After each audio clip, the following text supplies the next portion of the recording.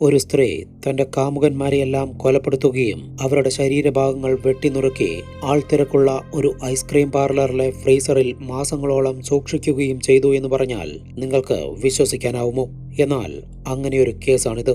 ഓസ്ട്രിയയുടെ തലസ്ഥാനമായ വിയന്നയിൽ 2010 ഡിസംബറിൽ ഒരു മാൻ മിസ്സിംഗ് കേസ് രജിസ്റ്റർ ചെയ്യപ്പെട്ടു. 48 വയസ്സുള്ള മാൻഫ്രഡ് എന്ന തന്റെ കാമുകനെ കാണാനില്ല എന്ന് പറഞ്ഞ് ST എന്ന സ്ത്രീയാണ് പരാതി നൽകിയത്. പോലീസ് എത്രയന്വേഷിച്ചിട്ടും മാൻഫ്രഡിനെ കണ്ടെത്താനായില്ല. മാസങ്ങൾ കടന്നുപോയി. 2011 ജൂൺ മാസത്തിൽ പോലീസ് സ്റ്റേഷനിലേക്ക് ഒരു ഫോൺ കോൾ വന്നു. വിയന്നയിലുള്ള ഒരു ഐസ്ക്രീം പാർലറിലെ ഫ്രീസറിനകത്ത് പകുതിയോളം ഭാഗം ആരോ കോൺക്രീറ്റ് ഇട്ട് വെച്ചിരിക്കുന്നു. പോലീസ് ആ ഐസ്ക്രീം പാർലറിലെത്തി നടത്തിയ പരിശോധനയിൽ ഒരു മനുഷ്യന്റെ ശരീരഭാഗങ്ങൾ വെട്ടിനുറുക്കി ആ ഫ്രീസറിലിട്ട് കോൺക്രീറ്റ് ചെയ്തിരിക്കുകയാണ് എന്ന് കണ്ടെത്തി. ആ ഐസ്ക്രീം പാർലറിൽ കോൺക്രീറ്റ് ഇട്ട് വെച്ച മറ്റൊരു ഫ്രീസർ കൂടി ഉണ്ടായിരുന്നു എന്നുള്ളത് പോലീസുകാരെ അക്ഷരാർത്ഥത്തിൽ ഞെട്ടി.